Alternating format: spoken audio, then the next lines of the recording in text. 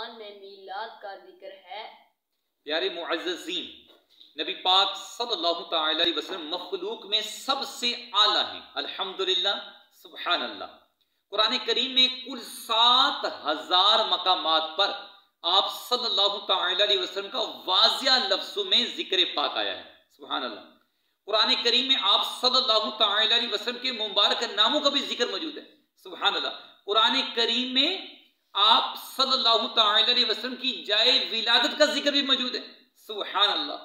قرآن کریم میں آپ کے مبارک اعضاء کا بھی ذکر ہے، سبحان اللہ۔